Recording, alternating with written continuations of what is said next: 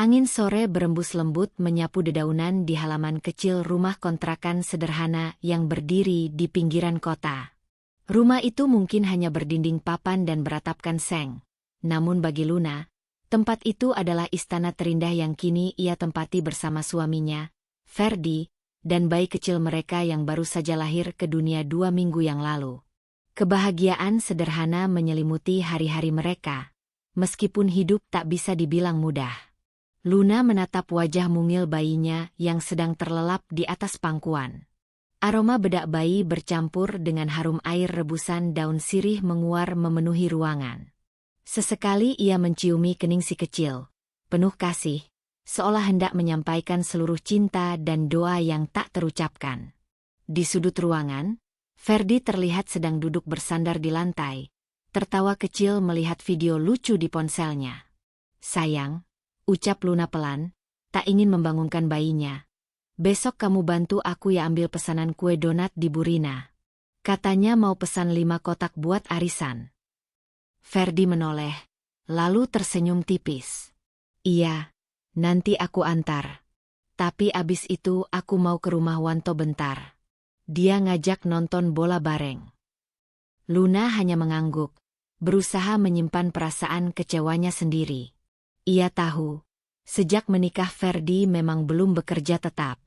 Ia dulu pernah bekerja serabutan sebagai teknisi AC, tapi karena malas dan sering datang terlambat, akhirnya dipecat. Kini, Luna lah yang menjadi tulang punggung rumah tangga, meski baru melahirkan. Ia membuat kue dan menjualnya lewat tetangga, grup WhatsApp, dan sesekali menerima pesanan hampers dari kenalan lama. Meski lelah, Luna tak pernah mengeluh.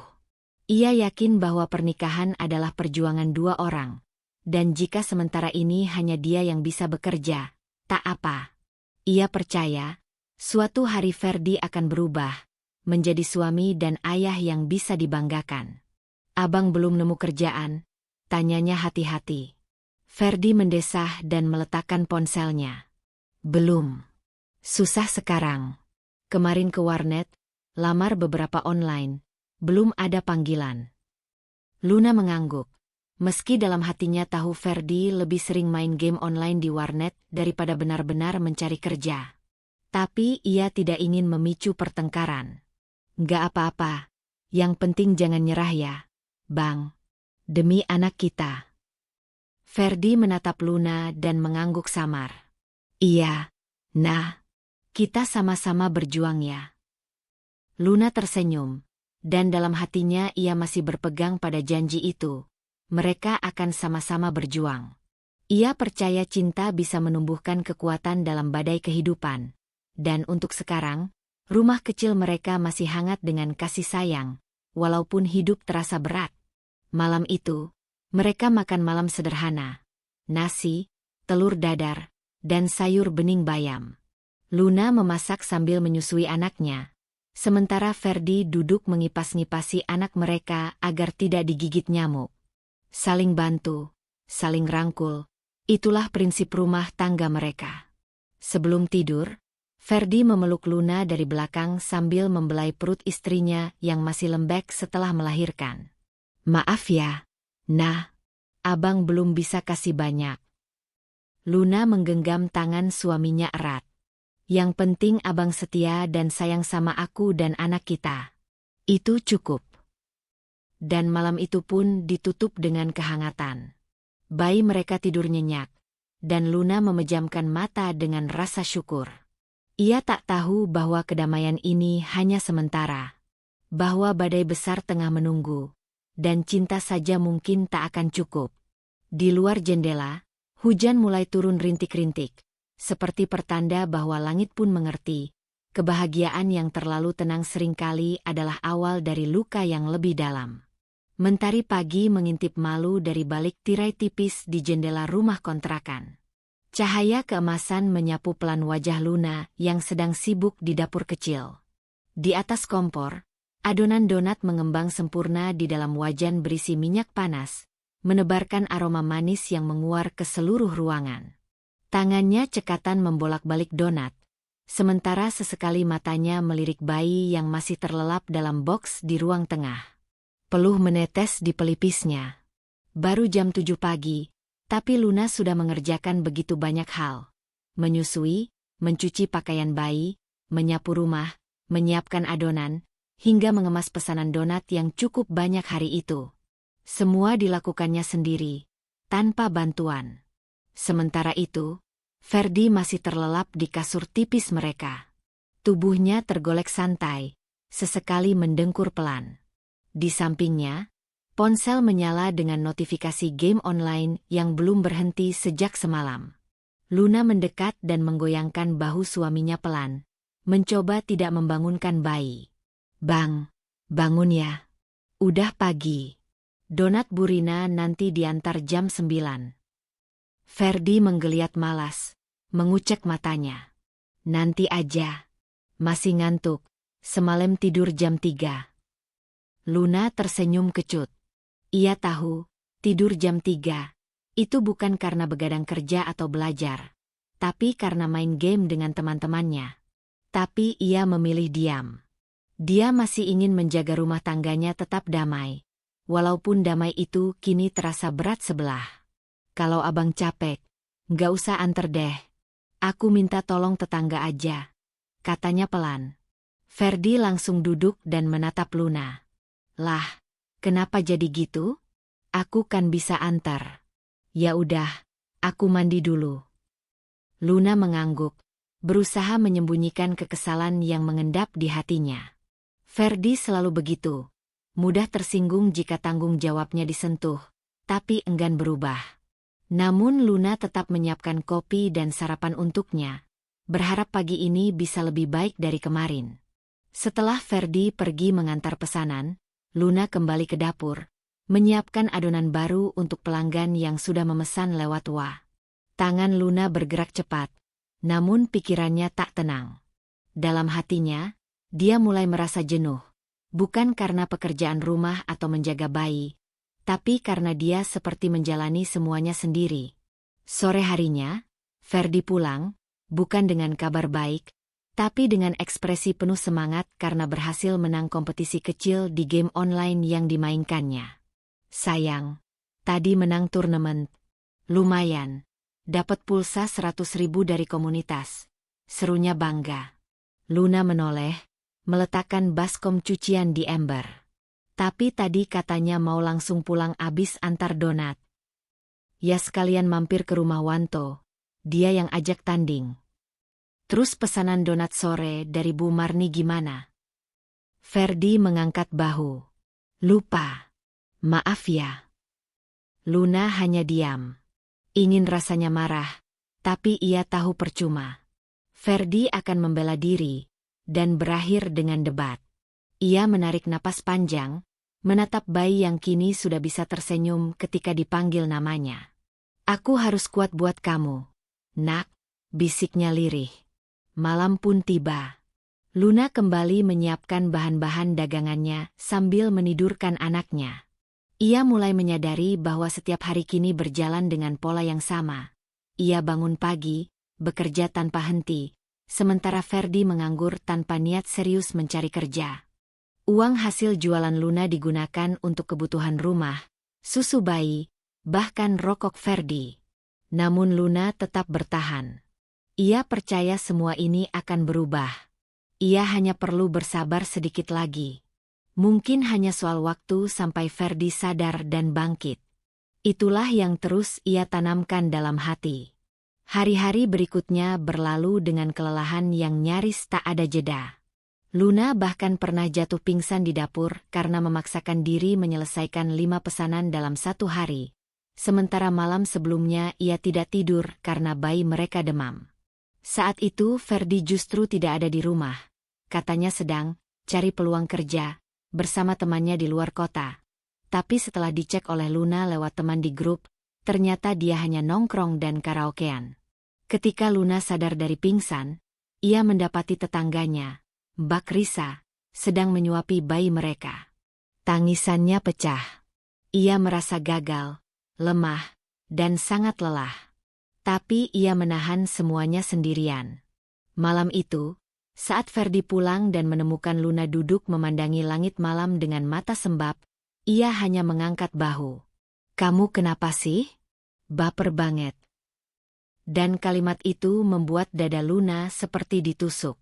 Ia tahu, suaminya sudah berubah.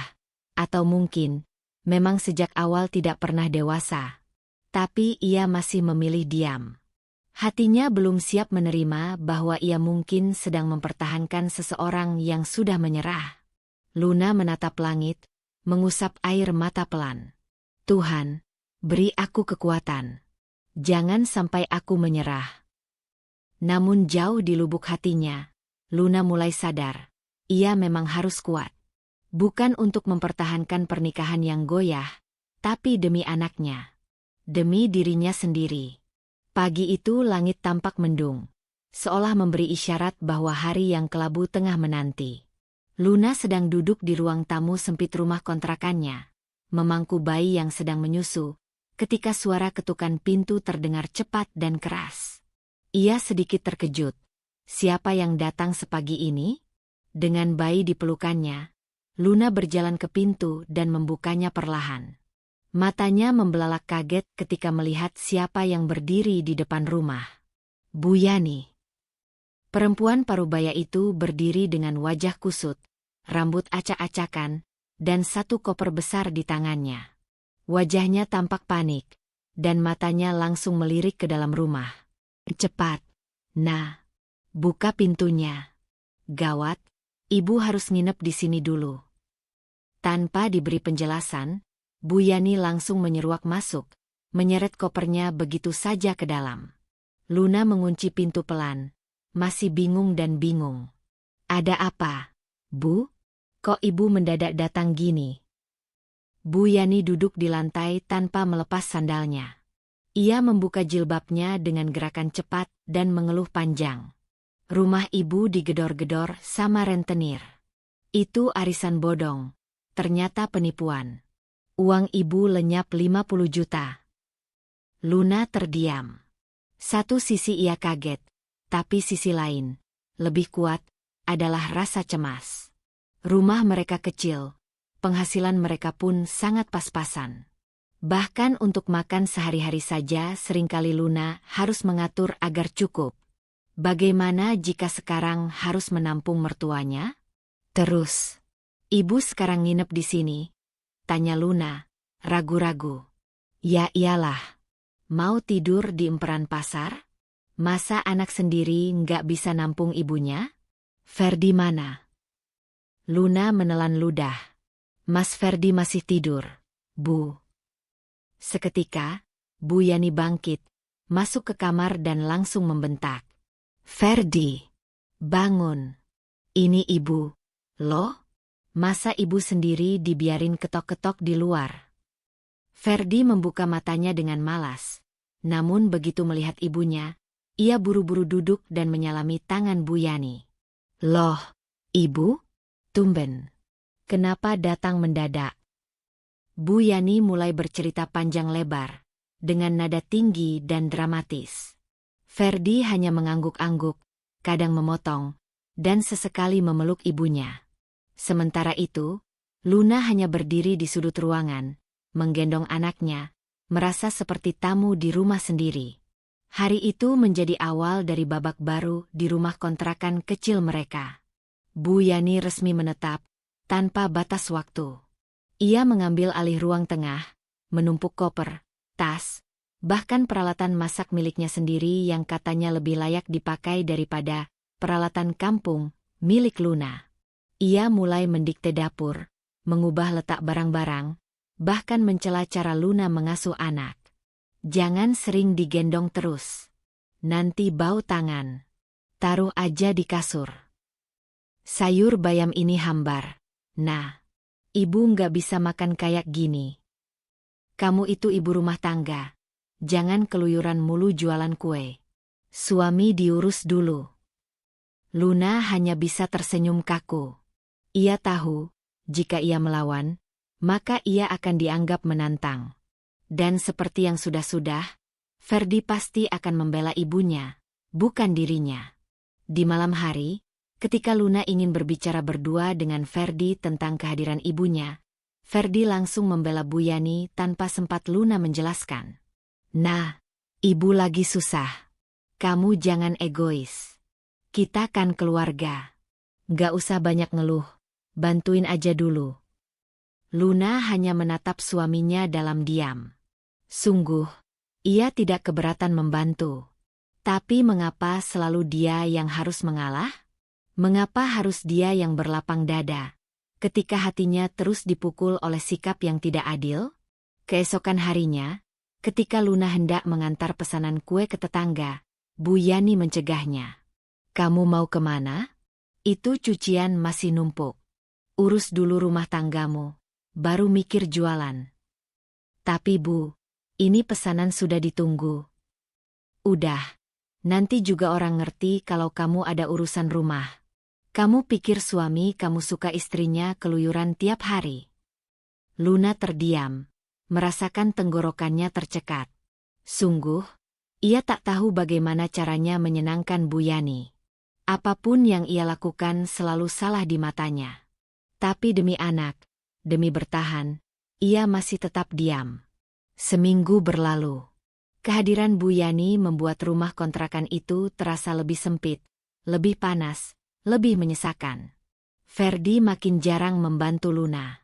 Bahkan, ia justru makin sering ikut ibunya keluar. Katanya mencari pinjaman atau kerjaan, tapi lebih sering pulang dengan wajah lesu dan kantong kosong. Suatu malam, saat Luna sedang menyuapi anaknya dengan bubur, ia mendengar percakapan Bu Yani dan Ferdi dari dapur. Suara mereka pelan, namun cukup jelas terdengar. Ferdi, kamu harus pikirkan masa depan. Luna itu nggak cocok buat kamu. Ibu tahu perempuan yang lebih cocok, lebih bisa bawa kamu sukses. Bu, jangan ngomong gitu. Luna udah bantu aku selama ini. Justru itu. Kamu yang ditanggung.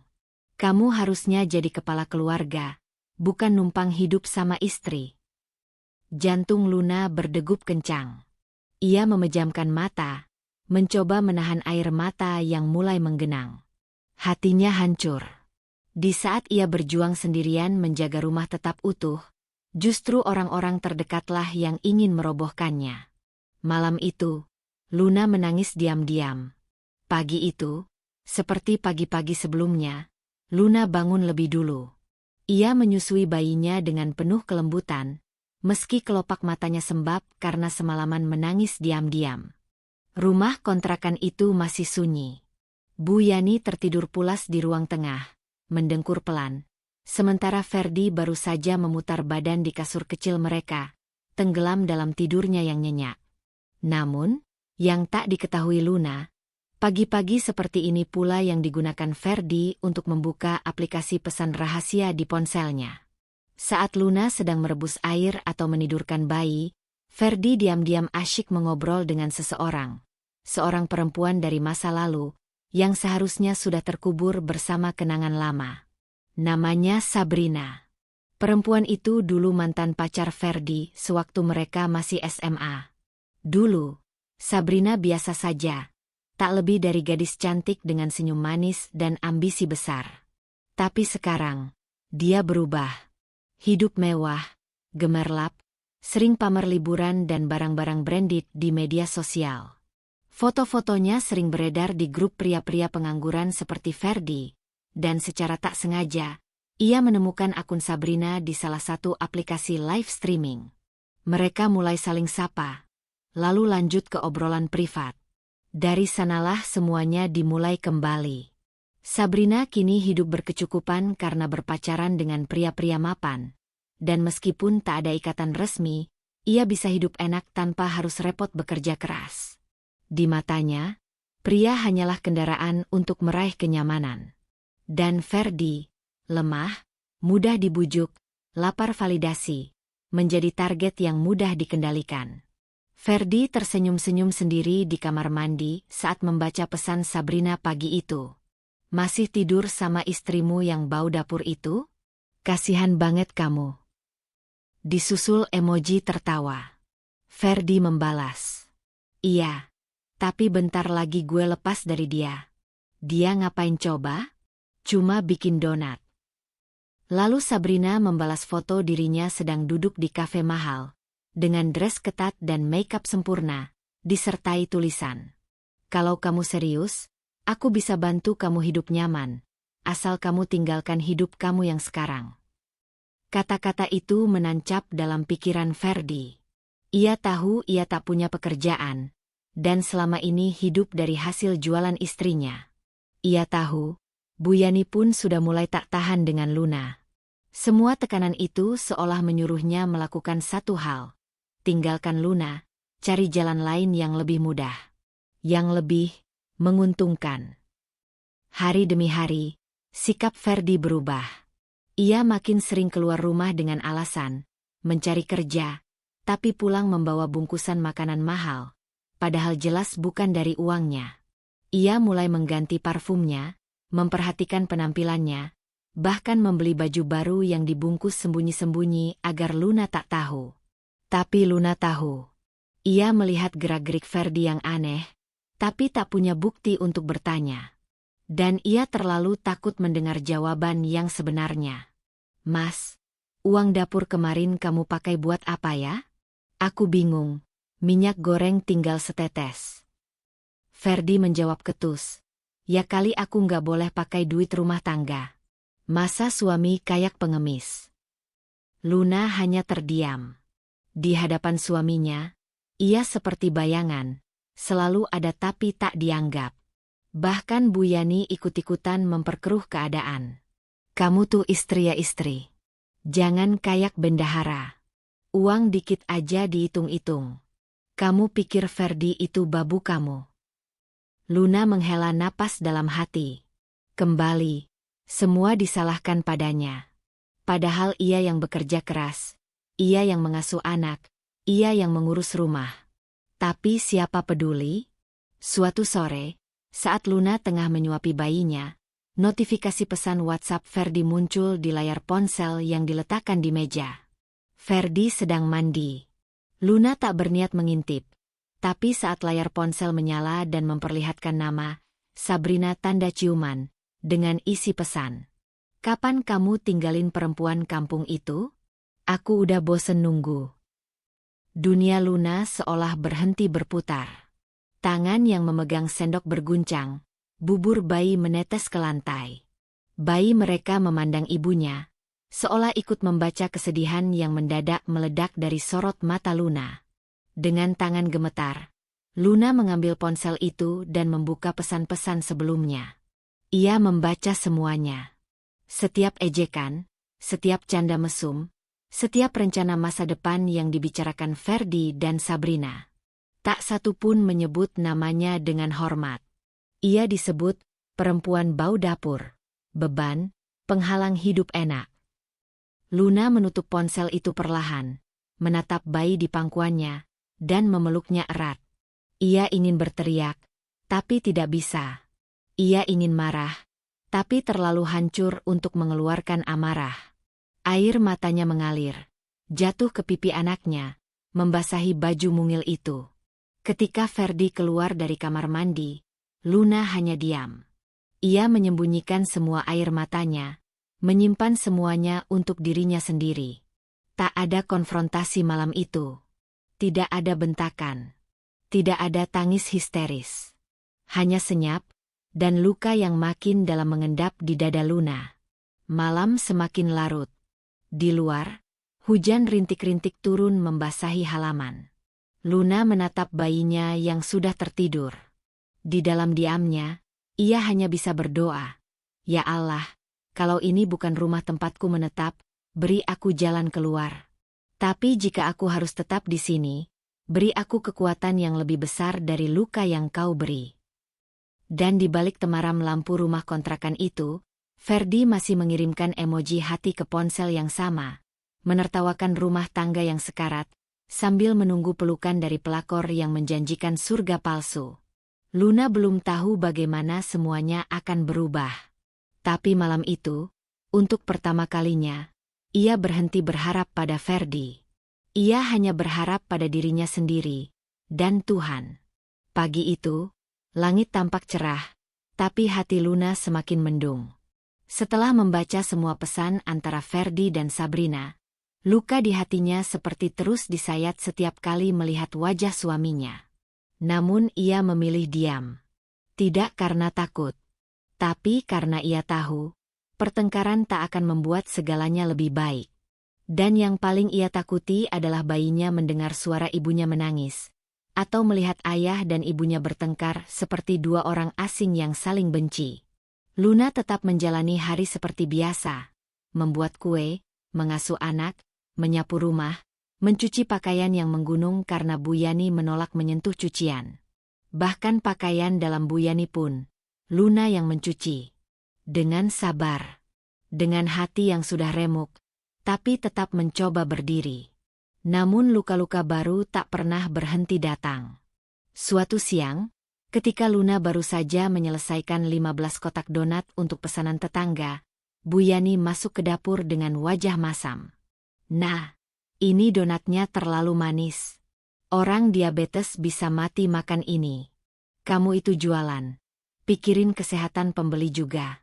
Jangan cuma mikir uang." Luna hanya menunduk. Padahal, resep itu yang paling banyak dipesan. Tapi Bu Yani tak pernah bisa puas. "Baju kamu juga, udah janda banget tampilannya. Pantes Ferdi ogah pulang cepat. Kamu tuh istri. Nah, lihat dong di kaca. Udah kayak pembantu di sinetron-sinetron." Kata-kata itu menghujam. Dada Luna terasa sesak, tapi ia menahan semuanya. Ia tahu, jika ia menanggapi, hanya akan membuat Bu Yani bersuara lebih keras, dan Ferdi akan kembali membela ibunya seperti biasa. Sore harinya, ketika Luna sedang menyapu halaman sambil menggendong bayinya, Ferdi datang sambil membawa 2 bungkus makanan cepat saji. Satu untuk dirinya, satu lagi untuk ibunya. Tidak ada yang ia bawa untuk Luna. "Nggak beli buat aku, Bang?" Ferdi hanya mengangkat alis. "Kan kamu bisa masak. Itu dapur masih ngebul tadi. Masa donat doang nggak kenyang?" Luna terdiam. Sejak kapan cinta hanya dinilai dari siapa yang dimasakkan? Sejak kapan menjadi istri berarti harus menerima perlakuan sepihak tanpa ruang untuk dihargai? Saat makan malam, Bu Yani kembali membuat suasana tak nyaman.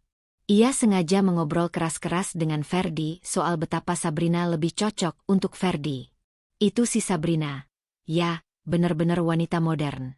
Lihat aja, kerjaannya jelas. Penampilan terjaga. Beda sama, ya kamu tahulah." Ferdi hanya tertawa kecil. Tidak menyangkal. Tidak membela. Luna yang duduk di ruang sebelah sambil menyusui bayinya, mendengar semuanya. Telinganya panas. Matanya kembali basah. Tapi ia tetap diam. Malam itu, Luna menulis di buku catatannya. Satu-satunya tempat ia bisa berbicara tanpa dibentak. "Hari ini aku dihina. Tapi aku masih di sini. Karena aku tahu, anakku butuhku. Aku harus kuat, meski aku mulai ingin pergi. Aku tetap bertahan, demi bayi ini. Demi cinta yang pernah ada. Demi diriku yang belum siap menyerah." Waktu berlalu. Seminggu sejak Luna tahu perselingkuhan Ferdi, hidupnya terasa seperti berjalan di atas bara.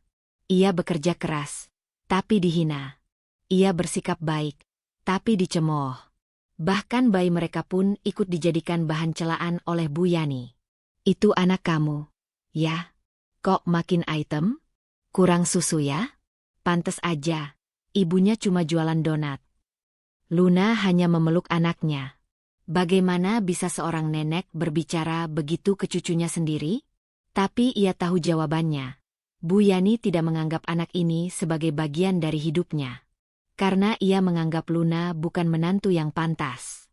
Suatu malam, saat hujan deras mengguyur luar rumah dan atap seng bocor di beberapa titik, Luna sedang menampung air dengan ember kecil sambil menggendong anaknya. Ferdi duduk di kasur dengan ponsel di tangan, bermain game seperti biasa. "Bang, tolong bantu pegangin ember ini dulu. Aku mau ambil lap," pinta Luna lirih. Ferdi tidak mengangkat wajah. "Main dulu bentar. Kamu tahan aja dulu." Masa ember segitu aja nggak bisa megang? Luna menatapnya, dan untuk pertama kalinya dalam seminggu, ia merasa ingin menyerah. Tapi anak di pelukannya membuatnya tetap bertahan. Setiap detik ia merasa semakin hilang arah. Tapi setiap kali melihat senyum kecil anak itu, Luna merasa masih punya alasan untuk bertahan hidup. Keesokan harinya, saat sedang mengantar pesanan ke rumah tetangga, Luna melewati kios pulsa tempat Sabrina sering nongkrong. Dan di sana, untuk pertama kalinya, ia melihat langsung sosok perempuan itu. Cantik, rapi, mewah, dan sedang tertawa sambil menggenggam tangan Ferdi yang duduk di seberangnya. Dunia Luna kembali runtuh. Ferdi bahkan tidak menyadari bahwa Luna berdiri di seberang jalan. Tapi Luna tak bergerak. Ia hanya berdiri diam, menggenggam kotak donat yang hampir jatuh dari tangan. Perihnya lebih dari cukup. Tapi lagi-lagi ia tidak menangis di depan orang. Ia hanya memutar balik dan melangkah pulang dengan mata yang kosong. Sesampainya di rumah, Luna menatap anaknya yang sedang tertawa kecil di atas kasur. Bayi itu menatapnya seperti sedang berkata, "Jangan pergi, Bunda." Dan saat itulah Luna membuat keputusan dalam hati. Aku mungkin istri yang disia-siakan, tapi aku akan jadi ibu yang tak tergantikan. Hari-hari berlalu seperti angin musim kemarau, panas, kering, dan menyakitkan. Rumah kontrakan Luna, yang dulunya meskipun sederhana tetap terasa hangat, kini perlahan berubah menjadi tempat paling sunyi dan menyakitkan baginya. Keberadaan Bu Yani dan Ferdi yang kini semakin terang-terangan menunjukkan ketidaksukaan terhadapnya membuat Luna seperti orang asing di rumah sendiri. Dan yang lebih mengiris, senyuman Sabrina kini mulai hadir dalam setiap sudut rumah itu, bukan sebagai tamu, tapi sebagai bayangan ancaman yang perlahan mencuri tempatnya sebagai istri. Pagi itu, Luna baru selesai mencuci pakaian bayi di sumur belakang saat ia melihat Ferdi duduk santai di ruang tamu sambil video call. Matanya fokus pada layar, dan ia tertawa kecil. Tawa yang sudah lama tak pernah ia lihat ditujukan pada dirinya. Saat Luna melintas, Ferdi buru-buru menunduk dan mematikan layar. Tapi suara Sabrina sudah terlanjur keluar dari speaker ponselnya. "Kapan kamu tinggalin perempuan tua itu? Aku udah bosen nunggu janji doang." Ferdi melirik Luna cepat, lalu berdiri dengan wajah tegang. "Ngapain nguping?" "Aku cuma lewat," jawab Luna pelan. "Ya udah, jangan terlalu banyak drama. Fokus ngurus anak aja, jangan urus hidup orang lain." Luna hanya menunduk. Hatinya sudah terlalu lelah untuk melawan. Ia tahu, Ferdi tak lagi peduli pada perasaannya.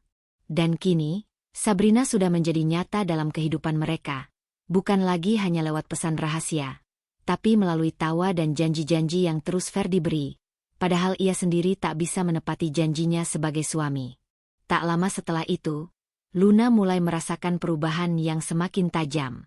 Ferdi mulai sering pulang malam. Kadang jam 10, kadang lewat tengah malam.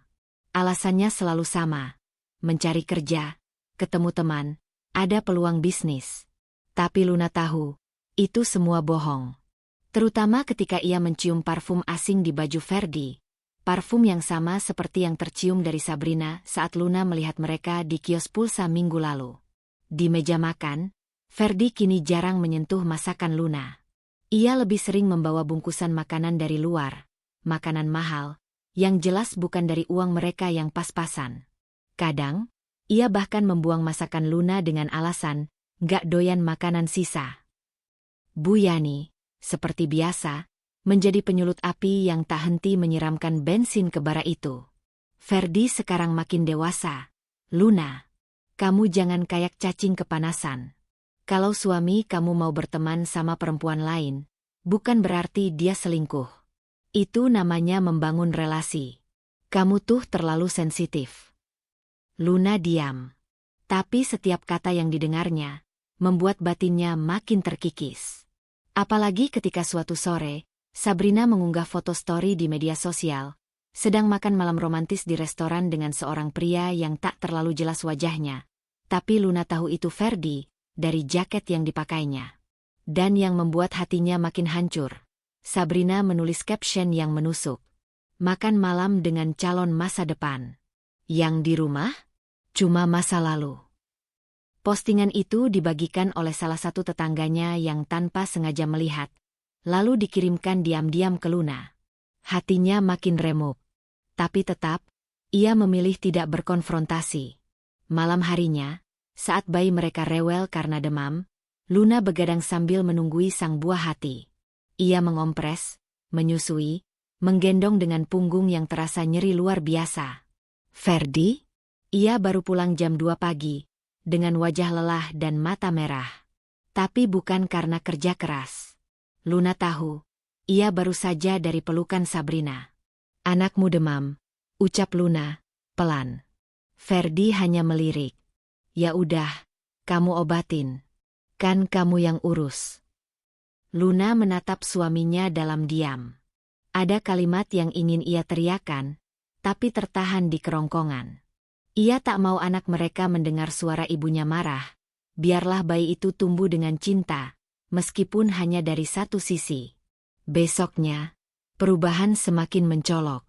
Ferdi kini secara terang-terangan bicara soal Sabrina. Bahkan di depan Bu Yani. Sabrina itu beda, Bu. Dia paham aku. Dia nggak kayak Luna yang suka nyalahin terus. Bu Yani menyahut cepat. Ibu juga suka Sabrina. Kayaknya lebih pantas jadi istri kamu. Dia tahu diri. Nggak kayak Luna. Jualan donat tapi gayanya kayak pengusaha. Luna mendengar percakapan itu dari dapur. Dengan tangan gemetar sambil memotong coklat batangan untuk topping pesanan besok pagi. Sekali lagi, ia menangis diam-diam. Tapi untuk pertama kalinya, ia mulai menyusun keberanian dalam diam. Kalau mereka bisa begitu terang-terangan menyakitiku, apa aku harus terus bersembunyi dalam luka? Pikir Luna. Hari itu juga, Luna mulai membuka komunikasi kembali dengan salah satu temannya di grup alumni sekolah, Rita, yang kini menjadi pemilik toko kue kecil-kecilan. Ia menawarkan Luna untuk menitipkan donat dan kue buatannya di etalase toko. Lumayan, Lun. Setiap hari aku butuh snack pagi buat pelanggan. Kamu titip aja. Nanti kita bagi hasil. Itu seperti angin segar yang Tuhan kirimkan tepat saat Luna kehabisan napas. Ia menerima tawaran itu, dan mulai bekerja lebih keras. Ia mengatur jadwal lebih rapi, menyelesaikan dagangan dini hari sebelum bayinya bangun, lalu mengantar titipan sebelum toko buka. Hasilnya belum besar, tapi cukup untuk membeli susu anak dan sedikit menyisihkannya untuk tabungan rahasia. Namun, semakin Luna berdiri sendiri, semakin Ferdi dan Bu Yani merasa Luna terlalu mandiri. Kamu tuh perempuan, nah, jangan kayak laki-laki. Semua diambil alih. Ferdi jadi malu sama tetangga. Semprot Bu Yani. Loh, kalau aku diam aja, makan dari mana kita, Bu? Kamu itu asal tahu aja. Kalau Sabrina jadi sama Ferdi, dia bisa bantuin lebih banyak. Kamu tuh cuma bikin repot. Luna memejamkan mata. Kali ini, ia tidak menangis. Ia hanya mengangguk pelan. Aku tahu, Bu. Malam itu, Ferdi menerima pesan baru dari Sabrina. Aku udah siapin apartemen kecil. Kamu tinggal tinggalin istrimu aja. Aku tunggu kamu malam ini. Dan di saat itulah, Ferdi benar-benar berdiri, mengambil jaket, dan keluar rumah tanpa berkata sepatah kata pun kepada Luna. Tidak menengok ke anaknya. Tidak berpamitan. Tidak peduli. Luna memandangi pintu yang tertutup kembali setelah Ferdi keluar. Ia tahu, itu mungkin bukan yang terakhir. Tapi hatinya sudah tak ingin menahan. Ia peluk bayinya erat dan berbisik. Kalau rumah ini akan dihancurkan oleh pelakor dan suamiku sendiri, maka aku yang akan membangunnya kembali, tanpa mereka. Pagi itu, embun masih menggantung di ujung dedaunan. Luna bangun lebih awal seperti biasa, mengaduk adonan donat di dapur kecil yang nyaris tak lagi menyisakan ruang gerak.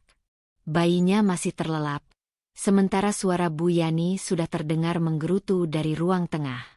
Pagi-pagi udah ribut sama tepung. Ini rumah bukan dapur produksi. Luna tak menjawab. Ia hanya mengangguk sopan dan melanjutkan pekerjaannya. Sudah 2 hari Ferdi tak pulang sejak menerima pesan dari Sabrina. Hati Luna remuk, tapi ia memilih diam dan tetap berdiri. Namun yang ia tak tahu, di balik ketidakhadiran Ferdi, ada rencana busuk yang sedang dirancang. Rencana yang bukan hanya akan menyakitinya, tapi juga membuatnya dan bayinya terusir dari satu-satunya tempat yang selama ini disebut rumah. Di sebuah kafe di pinggir kota, Ferdi duduk berdua dengan Sabrina. Wajahnya tampak sumringah, bukan karena cinta, tapi karena janji kenyamanan yang terus Sabrina janjikan. Sayang, aku udah nggak tahan sama Luna. Dia tuh bikin rumah kayak pasar. Berisik, bau kue tiap hari. Belum lagi dia tuh makin berani. Kerja seolah-olah nyindir aku yang nganggur. Sabrina memutar sendok di gelas kopinya. Senyum kecil menyungging di bibir merahnya. Kalau kamu benar-benar serius sama aku, Fer, kamu harus bersih dari masa lalu kamu. Aku nggak mau nanti pas kita nikah, masih ada bayang-bayang perempuan itu. Ferdi menatap Sabrina penuh keyakinan. Aku akan usir dia. Aku cuma butuh waktu. Malam itu, Ferdi akhirnya pulang. Wajahnya dingin, dan tanpa menyapa siapapun, ia langsung menuju kamar. Luna yang tengah menyusui bayinya di ruang tengah mencoba tersenyum saat melihat suaminya. Ferdi, kamu pulang, ucapnya lirih. Ferdi hanya menjawab dengan gumaman, lalu menutup pintu kamar keras-keras. Luna merasa perih. Tapi ia tetap menyiapkan makan malam, berharap bisa berbincang meski sebentar. Ia ingin mengajak Ferdi bicara baik-baik, karena dalam hatinya masih tersisa harapan bahwa mungkin suaminya belum sepenuhnya hilang. Setelah makan malam, Luna duduk di samping Ferdi yang menatap layar ponsel tanpa peduli. Ferdi, aku tahu akhir-akhir ini kita banyak masalah. Tapi, kita bisa selesaikan, kan? Aku mau kita kembali seperti dulu. Demi anak kita. Ferdi melirik Luna sejenak, lalu tertawa dingin. Kamu masih nggak sadar ya? Kita udah beda jalur. Kamu sibuk dagang. Aku juga punya jalan sendiri. Lagi pula, kamu nggak bisa urus rumah. Rumah ini berantakan. Aku nggak nyaman. Luna menahan napas. Aku udah berusaha. Fer. Aku yang cari uang. Aku yang jaga anak. Aku yang urus rumah. Apa kamu nggak lihat itu? Ferdi berdiri. Kamu nyalahin aku sekarang. Bukan, aku cuma mau kita bicara. Aku butuh kamu. Fer. Anak kita butuh kamu. Ferdi hanya menatap Luna tajam. Tak ada jawaban. Tapi beberapa jam kemudian, Luna menemukan sesuatu yang membuat hatinya jatuh ke dasar jurang. Dompet kecil berisi tabungan hasil dagangnya, lenyap. Panik, Luna mengobrak-abrik lemari kecil tempat ia biasa menyimpan uang. Di sudut kamar, ia menemukan bungkus plastik bekas dompetnya, robek. Air matanya jatuh tanpa bisa dibendung. Ferdi, bisiknya pelan. Ia mendekati Ferdi yang masih asik dengan ponsel. Uang daganganku, kamu ambil. Ferdi tidak menjawab. Ferdi, itu buat beli susu anak kita, buat bayar kontrakan bulan depan. Kenapa kamu ambil tanpa bilang? Aku butuh. Aku pinjam. Nanti juga aku ganti, jawab Ferdi ketus. Kamu pakai buat apa? Ketemu Sabrina. Ferdi berdiri dan mendorong kursi dengan keras. Kamu jangan bawa-bawa Sabrina. Kenapa enggak? Dia yang bikin kamu berubah. Bu Yani keluar dari kamar, ikut berteriak. Luna, kalau kamu enggak suka tinggal di sini, ya keluar aja. Rumah ini juga bukan punya kamu. Luna terpaku. Tapi Bu Yani terus menyerang. Kamu pikir rumah ini hotel? Mau jualan seenaknya, ngatur-ngatur suami. Kamu istri, tugas kamu melayani, bukan cari duit. Kalau aku nggak cari duit, kita makan dari mana, Bu? Jangan balik tanya. Dasar perempuan nggak tahu diri. Beberapa hari setelah itu, suasana rumah makin mencekam. Ferdi dan Bu Yani tak lagi bicara pada Luna kecuali untuk mencela atau memaki. Puncaknya terjadi ketika Luna menerima tamu dari langganan kue yang ingin menanyakan pesanan lebaran. Saat tamu itu pergi, Bu Yani langsung mengamuk. Kamu bikin malu. Bawa tamu ke rumah kayak pasar. Itu langganan kue, Bu. Dia cuma. Diam. Mulai sekarang kamu nggak boleh dagang lagi di rumah ini. Kalau kamu masih ngotot, kamu keluar. Luna menggigit bibir. Ia tahu ini bukan sekadar larangan. Ini adalah cara mereka mendorongnya keluar tanpa harus bicara langsung. Malam harinya, ia mendengar percakapan Ferdi dan Bu Yani di dapur. Besok, kita kasih aja batas waktu seminggu. Suruh dia cari tempat lain. Kalau dia nolak, gampang. Laporin aja dia ke pemilik kontrakan. Bilang dia bawa usaha ilegal ke rumah sewa. Biar dia terusir dengan sendirinya. Luna berdiri membeku di balik pintu, dengan bayi di pelukannya. Air mata jatuh diam-diam. Ia mendekap erat anaknya yang tertidur, seperti hendak memeluk seluruh luka yang semakin dalam. Ia tidak tahu akan tinggal di mana. Ia tak tahu siapa yang bisa ia minta tolong. Tapi satu hal yang ia tahu dengan pasti, rumah ini bukan lagi rumahnya. Dan suaminya, sudah bukan lagi tempat ia bergantung. Malam menjelang pagi, Luna duduk memandangi bayinya yang tengah menyusu. Suara hujan turun perlahan di atap rumah. Dalam diam, ia berbisik. Maaf ya, Nak, kalau ibu gagal mempertahankan rumah ini. Tapi ibu janji, kita nggak akan kalah. Kita masih punya harapan, selama kita masih punya cinta. Hari itu langit tampak kelabu sejak pagi. Awan menggantung berat, seperti menyimpan duka yang hendak ditumpahkan. Di rumah kontrakan kecil yang makin terasa asing itu, Luna menyiapkan bubur untuk bayinya, dengan hati yang penuh kekhawatiran. Suasana rumah masih mencekam.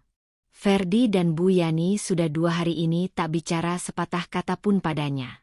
Mereka hanya saling pandang, saling bisik, saling sindir dengan suara cukup keras untuk menyakitkan telinga Luna.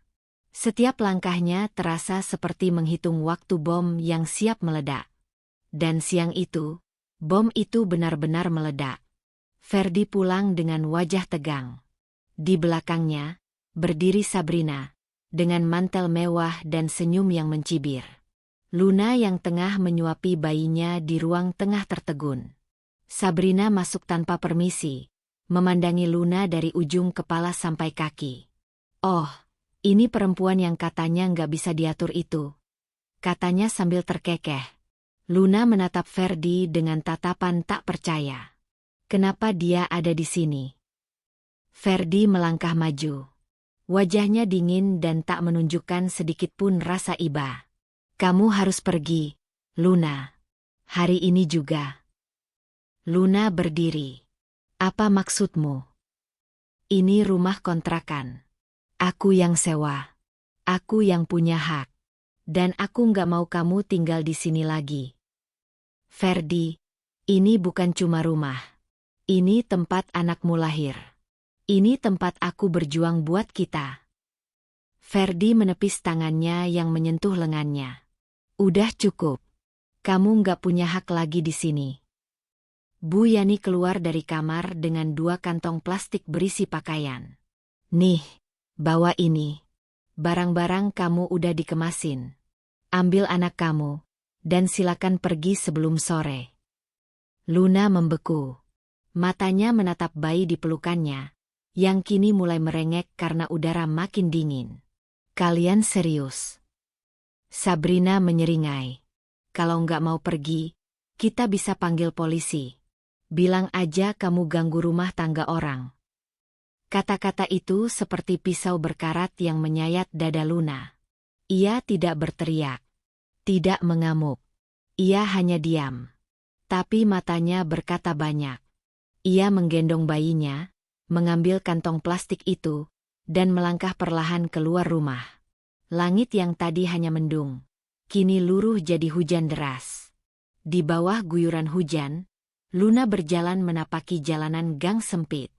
Baju dan rambutnya basah kuyup. Bayinya terbungkus selimut tipis yang tak cukup hangat melawan angin malam. Tangannya gemetar, bukan hanya karena dingin, tapi karena tubuhnya tak kuat lagi menahan semuanya. Di depan rumah itu, Sabrina berdiri di teras sambil memeluk Ferdi dari belakang, masih dengan senyum kemenangan. Bu Yani menutup pintu dengan bunyi, duk, yang nyaring. Seolah ingin menegaskan bahwa pintu itu takkan terbuka lagi untuk Luna. Langkah kaki Luna semakin menjauh. Matanya tak bisa lagi melihat jelas karena air hujan bercampur dengan air mata yang terus mengalir. Tanpa tahu kemana harus pergi, Luna terus berjalan. Ia mencoba menelepon teman-temannya, tapi tak ada yang menjawab. Bahkan tetangga yang dulu sering memesan kue darinya, kini memilih bungkam. Mungkin takut dianggap ikut campur urusan rumah tangga orang. Langkahnya akhirnya membawanya ke depan sebuah masjid besar. Hujan belum reda. Udara makin dingin. Bayinya menggigil dalam pelukannya, menangis pelan. Dengan sisa tenaga, Luna masuk ke teras masjid. Ia duduk di sudut yang terlindung dari hujan, memeluk erat bayinya, mencoba menggosok tubuh anaknya agar tetap hangat. "Ibu minta maaf ya, nak," bisiknya lirih. "Ibu nggak punya tempat lain. Tapi kamu jangan sakit, ya. Ibu janji, besok kita cari tempat yang lebih baik." Waktu berlalu. Azan maghrib berkumandang, dan beberapa orang mulai berdatangan untuk salat. Seorang ibu pengurus masjid yang mengenakan mukena putih menatap Luna dari jauh. Ia melihat perempuan muda dengan bayi di pelukan, duduk bersandar dengan tubuh menggigil. Perlahan, ibu itu menghampiri. "Assalamualaikum, nak. Kamu kenapa duduk di sini?" Luna menunduk. "Maaf, Bu, saya nggak punya tempat lagi. Saya diusir dari rumah." Ibu itu terdiam sejenak, lalu menatap bayi di pelukannya. "Ini anakmu." Luna mengangguk pelan. Tanpa banyak bicara, ibu itu menarik tangan Luna. "Ayo ikut ibu dulu. Nanti kita bicarakan semuanya. Kamu dan bayimu nggak boleh kehujanan begini." Luna terkejut, tapi ia menurut. Untuk pertama kalinya dalam beberapa hari terakhir, ia merasakan sedikit kehangatan dari tangan yang menggenggamnya. Malam itu, Luna tidur di rumah kecil milik Bu Ningsih, ibu pengurus masjid yang tinggal tak jauh dari sana. Meski hanya rumah sederhana dengan 2 kamar, suasana hangat terasa menyelimuti. Bu Ningsih memberikan pakaian kering, menyeduhkan teh manis hangat, dan menyediakan kasur untuk Luna dan bayinya. "Kamu tidur dulu malam ini. Besok kita pikirkan bareng-bareng," kata Bu Ningsih sambil membelai kepala Luna. Luna tak kuasa menahan tangis. "Terima kasih, Bu. Saya nggak tahu harus bilang apa. Kamu ibu yang kuat. Saya bisa lihat dari mata kamu. Tuhan nggak akan tinggal diam." Luna memeluk bayinya yang kini sudah tertidur pulas. Di luar, hujan masih turun. Tapi untuk pertama kalinya sejak diusir, Luna merasa ada cahaya kecil yang menyinari gelapnya malam. Di rumah kontrakan, Ferdi membuka ponsel dan melihat unggahan terakhir Sabrina. Foto mereka berdua dengan caption, "Akhirnya kebahagiaan milik kita berdua." Tapi anehnya, tidak ada rasa lega di dada Ferdi. Justru hampa. Dingin. Ia menatap pintu kamar bayi yang kini kosong. Tak ada tangis bayi. Tak ada suara Luna di dapur. Namun egonya masih terlalu besar untuk mengakui kekosongan itu adalah luka. Dan di tempat berbeda, Luna memeluk bayinya dengan dada hangat, menguatkan diri untuk langkah esok hari. Ia tahu hidupnya akan makin berat, tapi satu hal sudah pasti, ia tidak akan menyerah. Pagi itu, sinar matahari menembus jendela rumah kecil Bu Ningsih, menyapa wajah Luna yang masih lelah namun jauh lebih tenang. Bayinya masih tertidur pulas di sampingnya. Tubuh mungil itu kini dibalut kain hangat dan bersih, jauh dari dingin malam sebelumnya. Luna membuka mata perlahan. Semalaman ia hampir tak bisa tidur, meski tubuhnya letih. Kepalanya dipenuhi berbagai pertanyaan.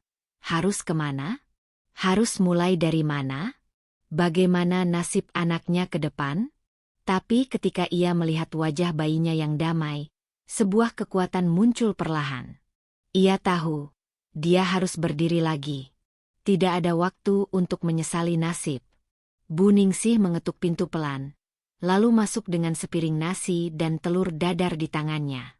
Ayo, nak, sarapan dulu. Kamu butuh tenaga. Luna tersenyum lirih dan menerima makanan itu dengan tangan bergetar. Bu, saya nggak tahu harus membalas kebaikan ibu bagaimana. Kamu nggak perlu mikir itu dulu. Kalau kamu mau, kamu bisa tinggal di sini dulu sampai dapat tempat sendiri. Atau kalau kamu mau usaha kecil-kecilan, saya bisa bantu kenalkan ke teman-teman pengajian yang sering pesan kue. Mata Luna berkaca-kaca. Ia mengangguk pelan. Saya bisa bikin kue, Bu. Dulu saya jualan dari rumah. Tapi semua alatnya ditinggal. Bu Ningsih tersenyum hangat. Nggak apa-apa. Kita mulai dari yang sederhana dulu. Yang penting kamu punya semangat. Sisanya nanti pasti ada jalan. Hari-hari selanjutnya menjadi titik awal baru dalam hidup Luna. Dengan bantuan Bu Ningsih, ia dikenalkan ke beberapa ibu-ibu pengajian yang tinggal di sekitar masjid. Luna mulai membuat kue basah sederhana, risoles, lemper, dan pastel. Ia pinjam dapur rumah Bu Ningsih untuk memulai. Dengan uang seadanya dan bantuan sumbangan bahan dari beberapa tetangga yang tersentuh kisahnya, Luna mampu membuat satu dus kue yang langsung laku terjual di pengajian hari Jumat. Waktu berjalan cepat. Dalam 1 minggu, pesanan kue Luna mulai bertambah. Beberapa tetangga bahkan meminta ia membuat camilan untuk arisan dan acara keluarga. Bu Ningsih membantunya mencetak brosur kecil dan menulis nomor HP di sana. Nama usahanya apa? Tanya Bu Ningsih. Luna tersenyum, menatap bayinya. Dari hati untuk anak. Wah, bagus. Penuh doa. 2 minggu berlalu. Dengan uang hasil usahanya yang mulai terkumpul, Luna menyewa kontrakan kecil tak jauh dari masjid. Rumah itu hanya terdiri dari 1 kamar dan ruang tengah sempit yang merangkap dapur. Tapi bagi Luna, tempat itu adalah awal kebebasan, awal kemandirian. Ia membersihkan lantai, mengepel dinding yang lembab, dan menjemur pakaian bayi di halaman kecil depan rumah. Bayinya kini tampak lebih sehat, lebih ceria. Tangisnya sudah tak selemah dulu. Setiap tawa kecil dari bibir mungilnya memberi kekuatan baru bagi Luna. Di sore hari, Luna duduk di teras dengan secangkir teh dan nampan berisi kue yang belum laku. Seorang tetangga bernama Mbak Wati lewat dan tersenyum. Luna, risolesnya hari ini enak banget. Loh, anak saya suka. Besok pesen 15, ya. Luna mengangguk senang. Siap, Mbak. Terima kasih. Setelah tetangganya berlalu, Luna menatap langit sore. Awan bergerak pelan, dan burung-burung terbang melintasinya. Untuk pertama kalinya dalam waktu lama, ia bisa tersenyum tulus. Bukan karena semua masalah selesai, tapi karena ia berhasil melalui salah satu malam tergelap dalam hidupnya. Dan dari gelap itulah, ia kini menemukan cahaya. Di sisi lain kota, Ferdi duduk termenung di atas tempat tidur. Sabrina duduk di sofa sambil bermain ponsel, tertawa sendiri melihat kiriman foto tas dan barang-barang baru dari temannya. Sudah seminggu lebih ia tinggal bersama Sabrina. Tapi entah mengapa, ia merasa seperti tahanan di rumah yang tak benar-benar menerima dirinya. Ia tak punya penghasilan. Sabrina tak memperbolehkannya ikut campur urusan kerjaannya. Dan setiap hari ia hanya menjadi penonton kehidupan mewah yang bukan miliknya. Ia menyalakan rokok, lalu memandang dinding. Gambar bayi yang dulu ditempel Luna di lemari es tak ada. Suara panci di dapur, suara Luna menyanyi pelan saat menidurkan anak mereka. Semua itu hilang. Ia bahkan tak tahu di mana Luna sekarang. Tapi egonya terlalu tinggi untuk mencarinya. Ia yakin Luna akan kembali suatu saat. Tapi dalam hati kecilnya, ia mulai sadar. Luna tak selemah yang ia kira. Kembali ke rumah kontrakan kecil itu, Luna sedang mengayun bayinya yang akan tidur. Ia bersenandung pelan. "Tidur ya, sayang, besok kita bikin kue lagi." Di atas dinding, tertempel poster kecil tulisan tangan. "Usaha dari hati, demi masa depan anak. Luna." Di bawah cahaya lampu redup, Luna menulis daftar belanja untuk besok. Ia tahu jalan masih panjang. Tapi kini ia tak takut lagi. Ia sudah menemukan pondasi kuat untuk membangun ulang hidupnya. Cinta seorang ibu, ketulusan orang-orang baik, dan keyakinan bahwa Tuhan selalu memberi jalan bagi mereka yang tak menyerah. Dan di pintu masjid yang dulu hanya jadi tempat berteduh, kini setiap hari ia lewat dengan kepala tegak. Tempat itu telah menjadi saksi saat ia jatuh dan bangkit, dan ia bersumpah tak akan membiarkan siapapun menginjak harga dirinya lagi. Langit pagi masih pucat saat Luna membuka jendela rumah kontrakan mungilnya. Udara segar masuk perlahan, membawa aroma embun yang melewati halaman sempit di depan rumah. Di dalam, bayi kecilnya mulai bergerak-gerak di atas kasur tipis. Luna buru-buru mengambil air hangat dan mulai membersihkan tubuh mungil anaknya dengan hati-hati. Setiap gerakan dipenuhi kasih. Ia tak lagi menangis seperti dulu. Ia sudah menjadi ibu yang jauh lebih tangguh dari sebelumnya. Pagi ini, Luna punya banyak pesanan.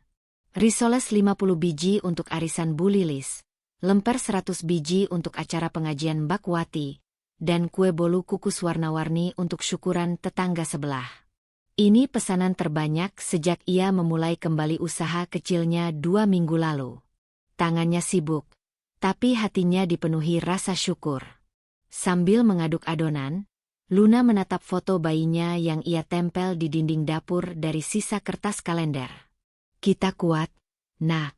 Mama janji, kamu gak akan merasa kekurangan cinta.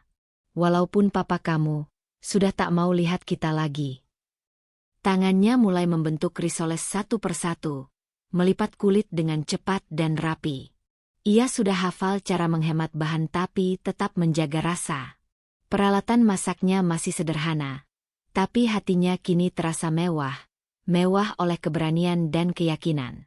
Sekitar pukul 10 pagi, Bu Ningsi datang membawa kotak plastik dan beberapa bungkus daun pisang. "Ini buat kamu.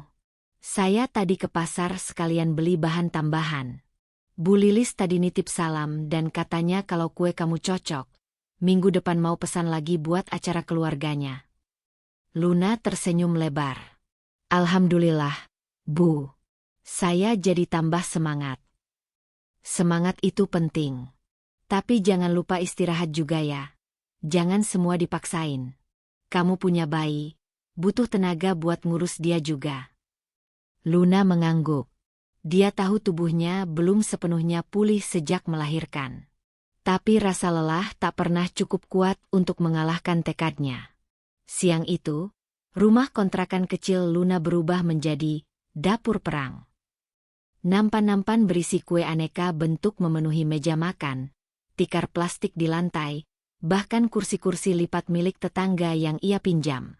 Aroma harum gorengan dan kukusan memenuhi ruangan. Beberapa tetangga datang silih berganti untuk mengambil pesanan mereka. Ada yang membayar di tempat, ada pula yang minta tempo. Luna mencatat semuanya rapi di buku kecil miliknya.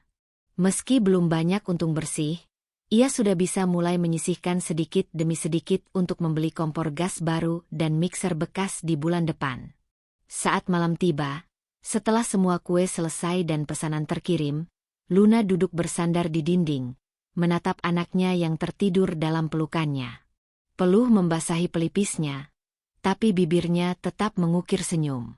Hari ini, ia membuktikan satu hal besar pada dirinya sendiri. Ia bisa berdiri, bahkan dalam kondisi paling sulit. Ia bisa menjadi ibu, pejuang, sekaligus pengusaha kecil tanpa bantuan siapapun, selain dari mereka yang benar-benar peduli dan tulus. Beberapa hari kemudian, Luna diundang hadir di sebuah pertemuan UMKM lokal yang diadakan oleh komunitas masjid. Ia nyaris tak percaya ketika Bu Ningsih membacakan namanya di daftar pengusaha kue rumahan yang direkomendasikan oleh para ibu-ibu pengajian. Bu Ningsih, saya nggak punya kartu nama, nggak punya brosur, apalagi seragam atau kemasan bagus. Kamu punya kualitas, Luna. Dan kamu punya semangat. Itu yang paling penting. Luna datang ke acara itu dengan pakaian sederhana dan bayi yang ia gendong dalam kain jarik. Tapi dia berdiri tegak saat diminta menceritakan bagaimana usahanya dimulai. Matanya berkaca-kaca saat mengingat malam ia diusir dari rumah. Namun ia berhasil mengubah itu jadi inspirasi bagi ibu-ibu lain yang mendengarkan. Seorang ibu muda bahkan menghampirinya usai acara dan berkata, "Cerita kamu bikin saya malu. Saya selama ini selalu ngeluh, padahal hidup saya jauh lebih enak dari kamu." Luna hanya tersenyum. "Saya juga sering nangis, kok. Tapi saya tahu, anak saya nggak butuh air mata saya. Dia butuh saya berdiri." Di malam hari, Luna duduk sendiri di teras kontrakan. Di atas meja kecil, ada satu toples kue yang belum terjual. Ia menggigit satu risoles, lalu memejamkan mata. Angin malam membawa suara tawa dari rumah sebelah. Seorang ayah sedang bermain dengan anaknya. Sejenak, rasa sepi menyelinap. Tapi ia menepisnya perlahan. "Cukup kamu saja, Nak. Kamu lebih dari cukup." Ia menatap langit. Tak ada bintang malam ini. Tapi ia percaya, masa depannya perlahan mulai menyala, satu demi satu. Dan semua itu ia bangun, demi satu alasan sederhana, anaknya.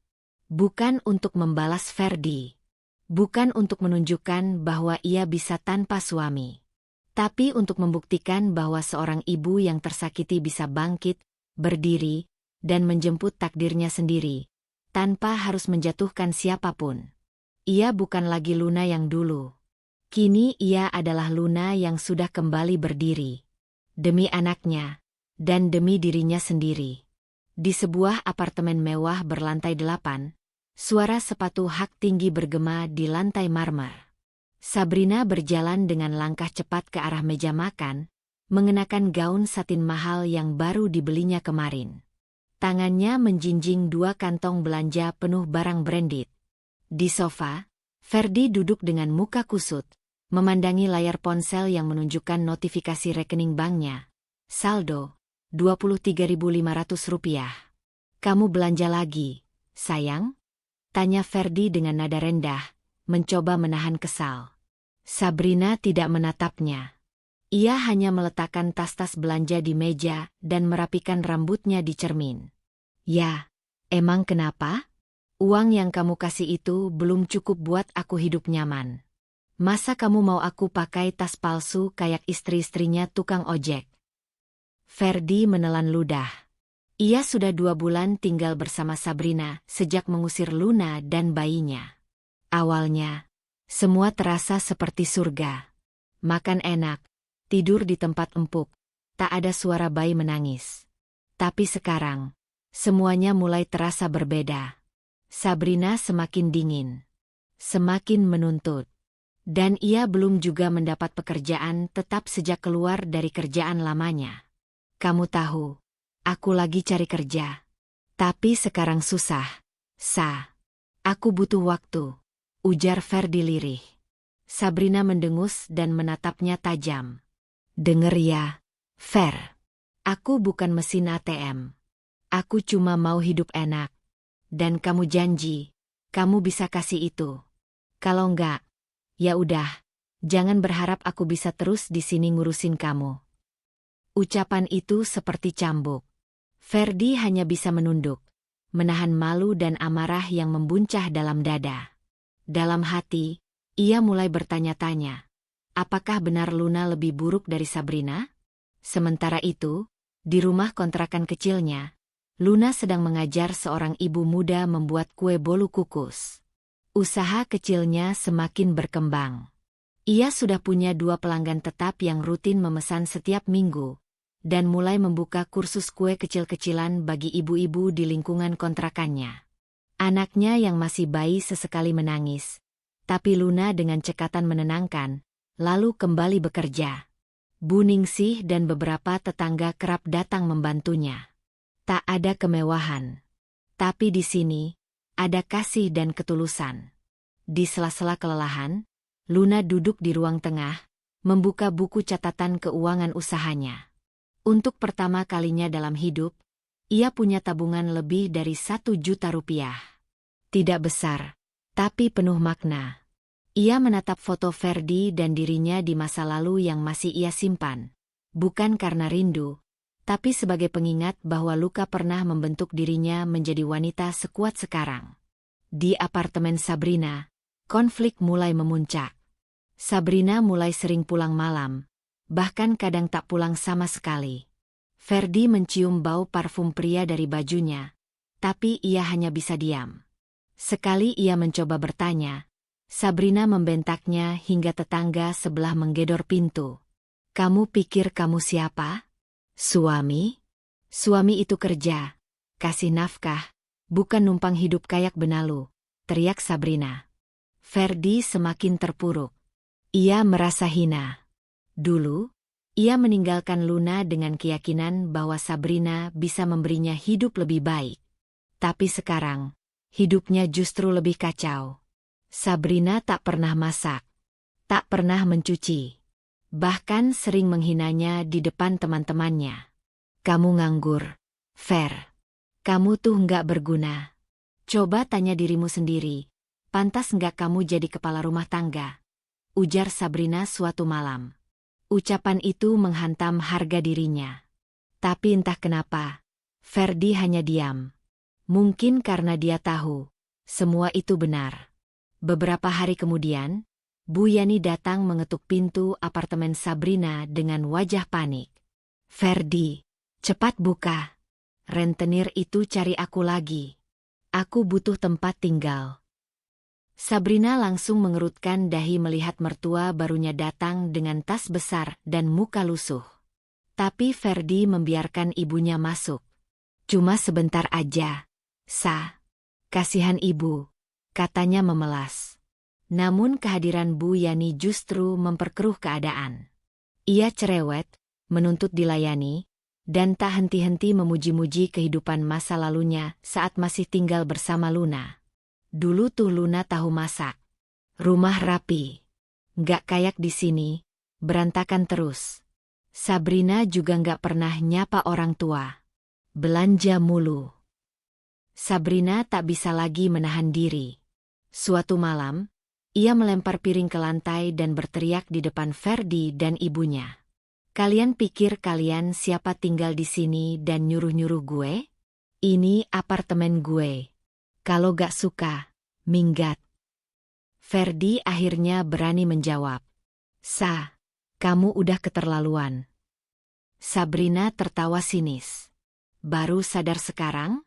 Kamu buang istri kamu yang beneran demi cewek kayak aku? Kasian banget kamu, Ferdi. Kalimat itu membuat Ferdi terdiam. Untuk pertama kalinya, Sabrina mengaku bahwa semua ini hanyalah permainan. Dan Ferdi bukan apa-apa selain alat hiburan. Malam itu, Ferdi tak bisa tidur. Ia menatap langit-langit apartemen dengan mata kosong. Ingatannya melayang ke masa-masa bersama Luna. Suara tangis bayinya. Aroma masakan rumahan. Senyum lelah tapi tulus dari Luna saat menyambutnya pulang. Bahkan ketika ia pulang dengan tangan kosong. Kini, semua itu hanya tinggal kenangan. Sabrina bukan rumah. Sabrina hanyalah fata morgana.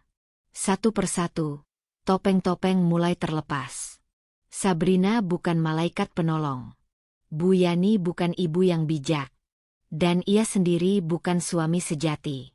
Ia hanyalah lelaki lemah yang melarikan diri dari tanggung jawab, dan kini harus menelan kenyataan pahit dari pilihan hidupnya sendiri. Pagi itu, udara di apartemen Sabrina terasa menyesakan. Ferdi duduk diam di ujung sofa dengan wajah kusut, sementara Bu Yani berulang kali mondar-mandir dengan wajah tegang. Sabrina tidak pulang semalam. Lagi. Ferdi melirik ke arah ibunya yang duduk dengan nafas memburu. Ibu kenapa? Dari tadi gelisah terus. Bu Yani menatap anaknya dengan mata berkaca-kaca. Rentenir itu. Fer, mereka nemuin aku lagi semalam di minimarket. Mereka bilang, kalau aku nggak bisa bayar minggu ini, mereka bakal ngasih pelajaran. Aku takut, Fer. Aku nggak punya siapa-siapa selain kamu. Ferdi tertegun. Ia tahu, sejak dulu ibunya memang punya kebiasaan berutang demi gaya hidup tinggi. Arisan bodong yang dulu sempat dijalankan Bu Yani ternyata menyisakan hutang puluhan juta. Luna pernah mengingatkan, tapi Ferdi tak pernah mendengarkan. Kini semuanya berbalik memukul wajahnya. Tiba-tiba terdengar ketukan keras di pintu. Ferdi dan Bu Yani saling menatap. Ketukan itu berubah menjadi hentakan. Berulang, semakin keras, disusul suara teriakan pria. Bu Yani. Keluar kamu. Kita udah kasih kamu waktu cukup. Jantung Bu Yani seolah lepas dari tempatnya. Ia menjerit kecil dan bersembunyi di balik meja makan. Ferdi berdiri kaku, tak tahu harus berbuat apa. Pintu digedor lebih keras, dan suara dari luar semakin marah. Kalau kamu nggak keluar sekarang, kita dobrak pintunya. Mau kita malu-maluin kamu di depan semua tetangga. Sabrina muncul dari lift dan langsung tercengang melihat dua pria berbadan kekar menggedor pintu apartemennya. Ia berusaha berjalan cepat dan berpura-pura tak mengenal mereka. Namun salah satu dari mereka mengenal wajahnya. Itu dia. Yang tinggal sama Bu Yani. Hei, Mbak. Bukain pintunya kalau kamu nggak mau ikut-ikutan urusan ini. Dengan terpaksa, Sabrina membuka pintu. Begitu masuk, dua pria itu langsung menyerbu dan menyeret Bu Yani keluar dari persembunyiannya. Duit mana, Bu? Jangan sok pura-pura pingsan. Sudah 3 bulan lewat jatuh tempo. Bu Yani menangis dan memohon. Tolong, jangan sekarang, saya belum punya uang. Saya janji, saya akan bayar. Ferdi mencoba menengahi. Namun salah satu rentenir mendorongnya kasar. Kamu jangan ikut campur kalau gak mau ribut. Sabrina hanya berdiri di pojok ruangan, menyaksikan semua itu dengan wajah muak. Saya gak ikut-ikutan. Saya cuma numpang hidupin mereka sementara. Jangan libatkan saya. Bagus. Salah satu rentenir menyeringai. Berarti ini cuma 2 orang tak berguna yang mau hidup enak tanpa bayar utang. Setelah puas mempermalukan Bu Yani dan memperingatkan mereka untuk membayar minggu depan atau siap-siap dilaporkan ke polisi, 2 pria itu pergi. Bu Yani terisak keras di lantai, memegangi kakinya yang lemas. Sabrina menatap Bu Yani, lalu Ferdi dengan jijik. Kalian bikin malu aku. Diusir dari rumah kontrakan aja belum cukup? Sekarang ngundang rentenir segala? Mending kalian pergi dari sini sebelum aku usir beneran. Ferdi yang masih syok menatap Sabrina. Kamu bener-bener tega, Sabrina tertawa sinis. Tega? Kamu lupa gimana kamu tega ngusir istri kamu sendiri? Sekarang giliran kamu yang diusir. Sakit ya? Tanpa menunggu jawaban, Sabrina masuk ke kamarnya dan mengunci pintu. Ferdi menatap ibunya yang masih terguncang, dan menyadari bahwa rumah tempat mereka berpijak sekarang bukan lagi tempat yang bisa disebut rumah. Sore itu, Sabrina benar-benar menendang mereka keluar. Ia mengemas semua barang milik Ferdi dan ibunya dalam 2 kardus, lalu melemparkannya ke lorong apartemen. Ferdi hanya bisa berdiri mematung, memandang pintu apartemen yang kini tertutup rapat di hadapannya. Kunci yang dulu ia pegang sudah tidak berarti. Ia kini benar-benar terusir. "Ibu kuat jalan?" tanyanya sambil membantu Bu Yani berdiri. "Kemana kita, Fer? Kita gak punya rumah," isaknya. Ferdi mengangkat kedua kardus barangnya dan menarik ibunya turun lewat tangga darurat, karena petugas keamanan apartemen sudah melempar pandangan sinis sejak keributan tadi. Malam itu, Ferdi dan Bu Yani tidur di kursi panjang taman kota. Angin malam dingin menusuk kulit. Tanpa makanan, tanpa selimut, dan hanya beralaskan jaket tipis. Tak ada Sabrina. Tak ada apartemen. Tak ada uang. Dalam diam, Ferdi merenungi semua keputusan bodohnya. Ia menukar Luna dan anaknya demi kehidupan palsu. Kini, ia melihat ibunya menangis kelaparan, dan dirinya sendiri hanya menjadi lelaki tanpa rumah dan masa depan. Sementara itu, di tempat berbeda, Luna sedang menggendong bayinya yang tertidur lelap setelah menyusui. Ia duduk di tikar sederhana sambil mencatat pesanan kue untuk besok. Ada rasa damai yang tak bisa dijelaskan. Ia mungkin tidak hidup mewah, tapi hatinya tenang. Tidak ada teriakan. Tidak ada ejekan. Tidak ada penghinaan. Malam itu, bintang bersinar terang di atas langit kontrakan kecil milik Luna. Seakan semesta tahu bahwa perjuangannya tak akan sia-sia. Dan di taman kota yang sepi, Ferdi menatap langit yang sama, namun dengan perasaan yang jauh berbeda, penuh sesal, penuh kehilangan, dan penuh kesunyian. 3 hari sudah Ferdi dan Bu Yani hidup berpindah-pindah dari taman kota ke emperan toko. Mereka tidur beralaskan kardus bekas, kadang menahan lapar karena tak punya uang sepeser pun. Bau tubuh dan keringat bercampur debu jalanan melekat pada mereka. Pandangan orang-orang yang lewat tak lebih dari sorot jijik dan kasihan. Ferdi duduk termenung di trotoar dengan wajah lelah. Ibunya meringkuk di sebelahnya, menggigil meski mentari pagi mulai naik. Dalam pikirannya, hanya satu nama berputar, Sabrina. "Aku harus cari dia," gumamnya pelan. "Dia pasti belum jauh." Meninggalkan ibunya di taman, Ferdi berjalan menyusuri jalanan kota, menuju apartemen tempat Sabrina tinggal. Ia menanti di dekat lobi dengan harapan bisa melihat wajah yang ia rindukan. Namun, penjaga keamanan apartemen menatapnya curiga. "Mas, jangan duduk di sini. Kalau bukan penghuni, silakan pergi," ujar Satpam dengan tegas.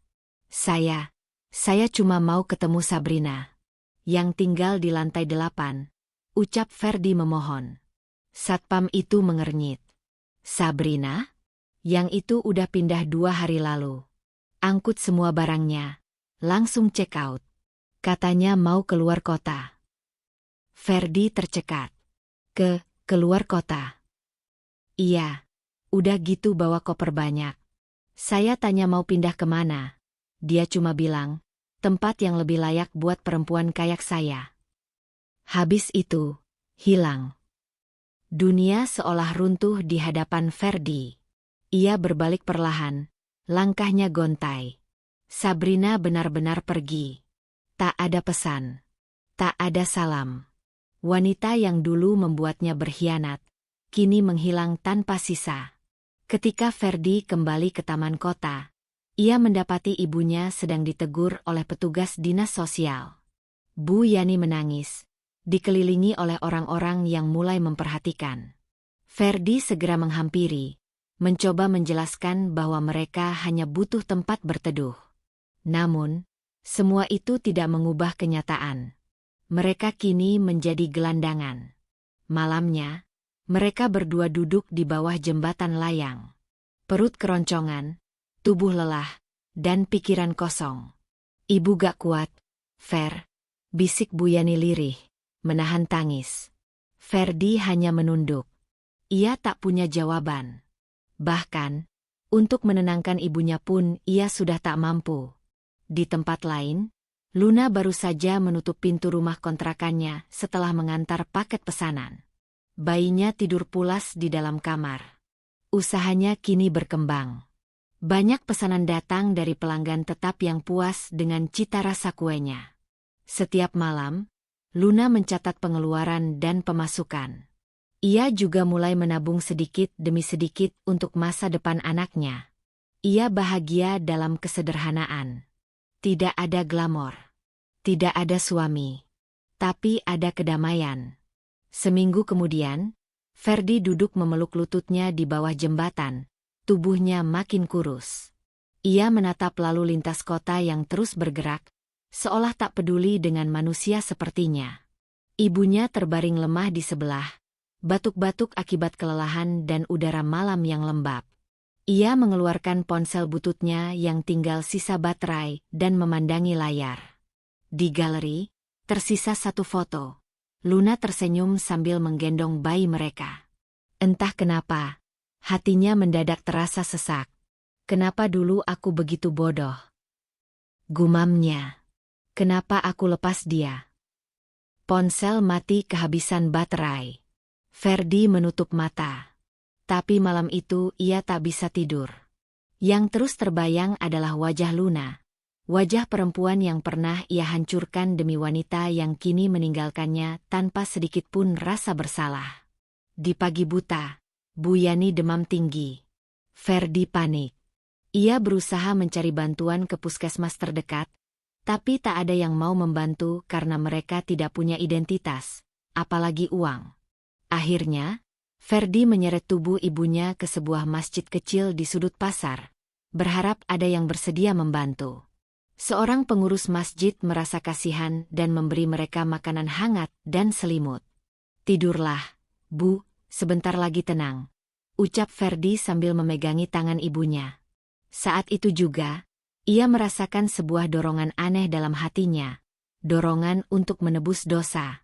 Ia sadar, tak bisa terus begini. Ia harus minta maaf. Kepada Luna. Kepada anaknya. Meskipun ia tahu, mungkin tidak akan diterima. Beberapa hari kemudian, dengan sisa tenaga dan keberanian, Ferdi mengajak ibunya berjalan kaki ke sebuah daerah pinggir kota.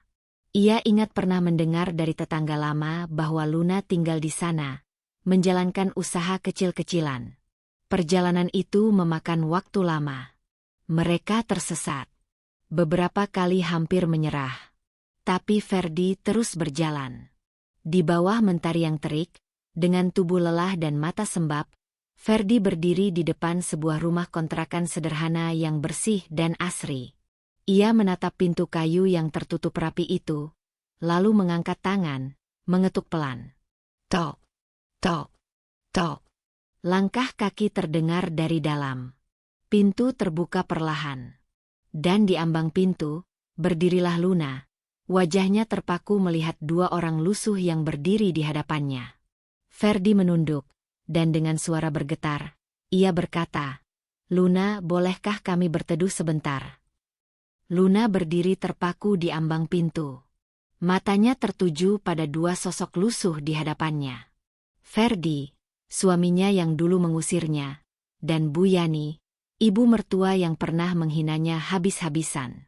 Keduanya kini berdiri dengan tubuh kurus, pakaian kumal, dan wajah yang tampak lebih tua dari terakhir kali ia melihat mereka.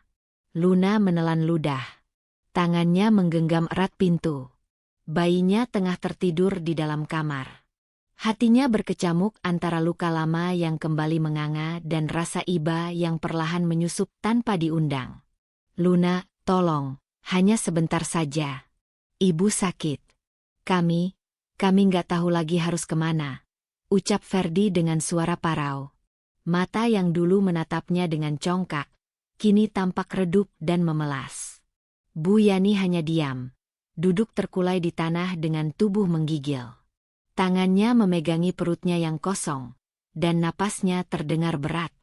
Luna menghela napas dalam-dalam. Ia tahu betul siapa mereka. Ia tahu betapa dalam luka yang pernah ditorehkan keduanya dalam hidupnya. Tapi ia juga tahu, jika ia menutup pintu sekarang, ia akan terus dihantui rasa bersalah, bukan karena mereka, tapi karena ia tak mau mengajarkan anaknya untuk jadi manusia berhati keras. Ia membuka pintu lebar-lebar. "Masuklah." "Tapi bukan karena aku lupa. Ini karena aku masih punya hati," ujarnya dingin. Ferdi memapah ibunya masuk. Di dalam, Luna menyuruh mereka duduk di kursi kayu yang biasa ia gunakan untuk tamu. Ia mengambil air hangat dan semangkuk bubur sisa tadi pagi, lalu meletakkannya di atas meja. "Makan dulu. Kalian kelihatan belum makan seharian," katanya tanpa ekspresi. Ferdi menunduk dalam. Bu Yani menangis sambil menyeruput bubur. Ini bukan tangis bahagia, ini tangis malu. Tangis hancurnya harga diri seorang wanita yang dulu merasa paling benar. Luna duduk di kursi seberang, memandangi mereka dengan tatapan tajam. Ia menunggu, dan akhirnya Ferdi bicara. "Aku minta maaf, Nah. Aku nggak pantas. Aku tahu itu. Aku hancurkan hidupmu. Aku hancurkan kepercayaanku sendiri. Tapi tolong, beri aku kesempatan buat menebus semuanya." Luna tersenyum miris. "Menebus? Dengan apa? Dengan ucapan maaf setelah kau usir aku dan bayiku di tengah hujan? Setelah kau biarkan aku lapar dan dingin demi perempuan yang bahkan tak menoleh saat kau jatuh miskin?" Ferdi terdiam. Ia ingin menjawab, tapi semua kata-kata lumpuh dalam tenggorokannya. "Aku nggak mau dendam, Fer. Aku sudah berdamai dengan diriku sendiri. Tapi jangan pikir aku akan kembali jadi istrimu. Jangan pernah bayangkan aku akan mengulang kesalahan yang sama." "Luna." "Aku bukannya tak punya hati," lanjut Luna, kini suaranya lebih tenang. "Tapi aku sudah terlalu banyak belajar dari rasa sakit. Sekarang aku punya tanggung jawab. Anakku, masa depannya, dan hidupku sendiri. Aku bisa bantu kalian bertahan hidup. Aku bisa beri makan, bahkan tempat untuk istirahat 1-2 hari. Tapi aku bukan rumah untuk kalian kembali." Ferdi menunduk. Air matanya jatuh tanpa suara. Di sebelahnya, Bu Yani terisak pelan. Luna berdiri, mengambil selimut dan meletakkannya di lantai ruang tamu. "Kalian bisa tidur di sini malam ini. Tapi besok, aku akan carikan tempat penampungan dari dinas sosial. Kalian butuh perawatan dan tempat yang lebih layak. Jangan ganggu ketenangan yang sudah susah payah aku bangun." Ferdi mencoba mengangguk. Ia ingin mengucap terima kasih, tapi yang keluar hanya gumaman lirih. Ia tahu, Luna tak membencinya karena keras. Justru karena ia kini lembut dan bijak, itulah yang membuatnya semakin merasa kecil. Malam itu, Luna tidur memeluk bayinya. Matanya tetap terbuka, menatap langit-langit kamar kecil mereka. Ingatan tentang masa lalu datang dan pergi seperti gelombang. Ia mengingat malam ia diusir. Tangis anaknya. Tubuhnya yang basah kuyup.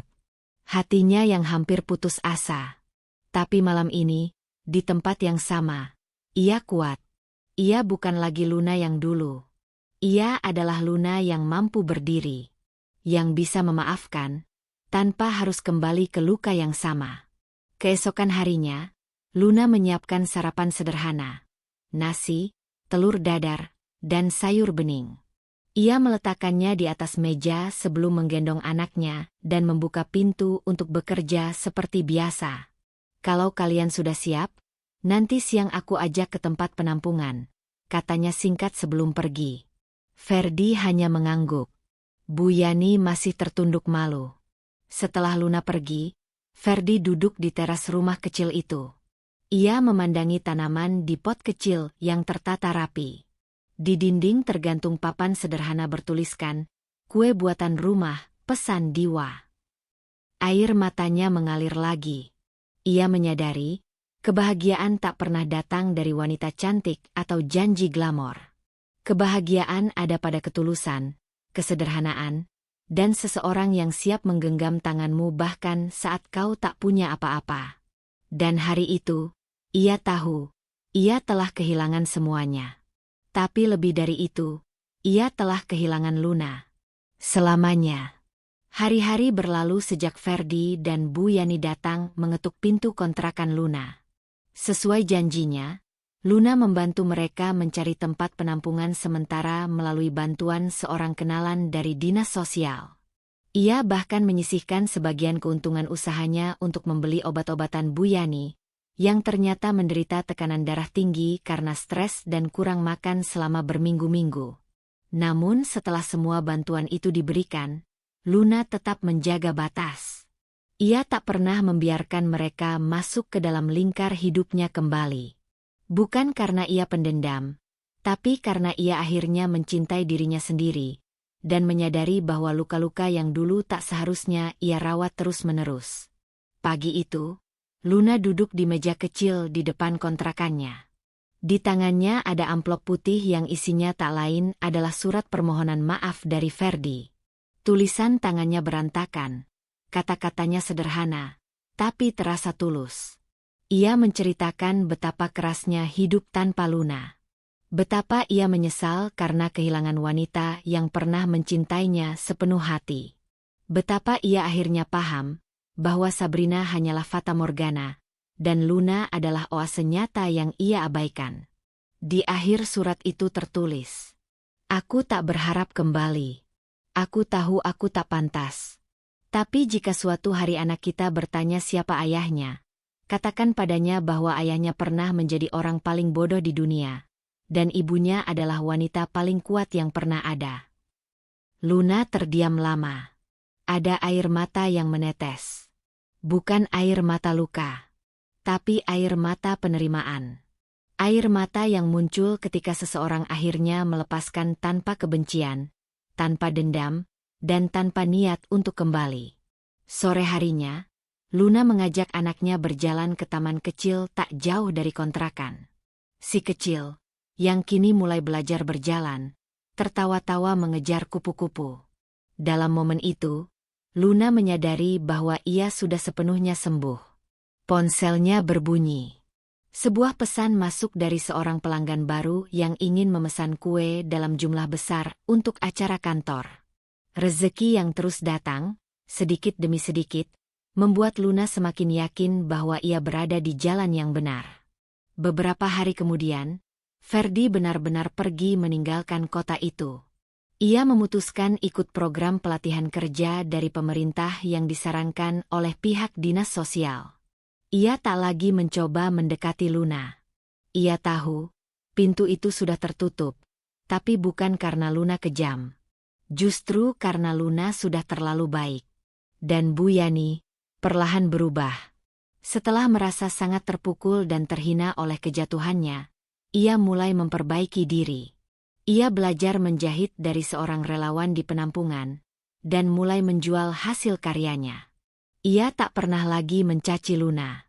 Dalam hati, ia tahu, menantu yang dulu ia hina habis-habisan adalah orang yang justru menolongnya saat semua orang pergi. Setahun kemudian, Luna berdiri di depan sebuah toko mungil bernama Kue Luna. Di depannya terpasang papan kayu dengan tulisan tangan. "Dulu aku ditinggal suami di tengah hujan. Kini aku berdiri karena air mataku sendiri." Toko itu ramai. Pelanggannya datang silih berganti. Di dalam, ada 2 karyawan perempuan muda yang membantunya melayani pembeli. Usaha Luna berkembang dengan cepat, dan kini ia sudah mampu menyewa tempat lebih besar, bahkan mempekerjakan orang lain. Pagi itu, Luna duduk di meja kecil di depan kontrakannya. Di tangannya ada amplop putih yang isinya tak lain adalah surat permohonan maaf dari Ferdi. Tulisan tangannya berantakan, kata-katanya sederhana, tapi terasa tulus. Ia menceritakan betapa kerasnya hidup tanpa Luna. Betapa ia menyesal karena kehilangan wanita yang pernah mencintainya sepenuh hati. Betapa ia akhirnya paham bahwa Sabrina hanyalah fata morgana, dan Luna adalah oase nyata yang ia abaikan. Di akhir surat itu tertulis, Aku tak berharap kembali. Aku tahu aku tak pantas. Tapi jika suatu hari anak kita bertanya siapa ayahnya, katakan padanya bahwa ayahnya pernah menjadi orang paling bodoh di dunia, dan ibunya adalah wanita paling kuat yang pernah ada. Luna terdiam lama. Ada air mata yang menetes. Bukan air mata luka, tapi air mata penerimaan. Air mata yang muncul ketika seseorang akhirnya melepaskan tanpa kebencian, tanpa dendam, dan tanpa niat untuk kembali. Sore harinya, Luna mengajak anaknya berjalan ke taman kecil tak jauh dari kontrakan. Si kecil, yang kini mulai belajar berjalan, tertawa-tawa mengejar kupu-kupu. Dalam momen itu, Luna menyadari bahwa ia sudah sepenuhnya sembuh. Ponselnya berbunyi. Sebuah pesan masuk dari seorang pelanggan baru yang ingin memesan kue dalam jumlah besar untuk acara kantor. Rezeki yang terus datang, sedikit demi sedikit, membuat Luna semakin yakin bahwa ia berada di jalan yang benar. Beberapa hari kemudian, Ferdi benar-benar pergi meninggalkan kota itu. Ia memutuskan ikut program pelatihan kerja dari pemerintah yang disarankan oleh pihak dinas sosial. Ia tak lagi mencoba mendekati Luna. Ia tahu, pintu itu sudah tertutup, tapi bukan karena Luna kejam. Justru karena Luna sudah terlalu baik. Dan Bu Yani perlahan berubah. Setelah merasa sangat terpukul dan terhina oleh kejatuhannya, ia mulai memperbaiki diri. Ia belajar menjahit dari seorang relawan di penampungan, dan mulai menjual hasil karyanya. Ia tak pernah lagi mencaci Luna. Dalam hati, ia tahu, menantu yang dulu ia hina habis-habisan adalah orang yang justru menolongnya saat semua orang pergi. Setahun kemudian, Luna berdiri di depan sebuah toko mungil bernama Kue Luna. Di depannya terpasang papan kayu dengan tulisan tangan. Dulu aku ditinggal suami di tengah hujan. Kini aku berdiri karena air mataku sendiri. Toko itu ramai. Pelanggannya datang silih berganti. Di dalam, ada 2 karyawan perempuan muda yang membantunya melayani pembeli. Usaha Luna berkembang dengan cepat, dan kini ia sudah mampu menyewa tempat lebih besar, bahkan mempekerjakan orang lain. Di dalam, si kecil berlari-lari sambil membawa sepotong bolu coklat. "Bunda, enak," katanya riang. Luna tersenyum dan berlutut, memeluk anaknya. "Nak, kamu adalah alasan kenapa Bunda nggak menyerah waktu semua orang pergi. Kamu cahaya Bunda." Ia menatap keluar jendela toko, memandangi langit biru cerah. Tak ada lagi mendung dalam hidupnya. Tak ada lagi pelakor. Tak ada lagi mertua yang menghakimi, tak ada lagi suami yang mengabaikan. Yang ada hanyalah Luna, seorang ibu, perempuan, dan manusia yang telah menyulam kembali hidupnya dari kepingan luka, menjadi rumah bagi dirinya sendiri dan anaknya.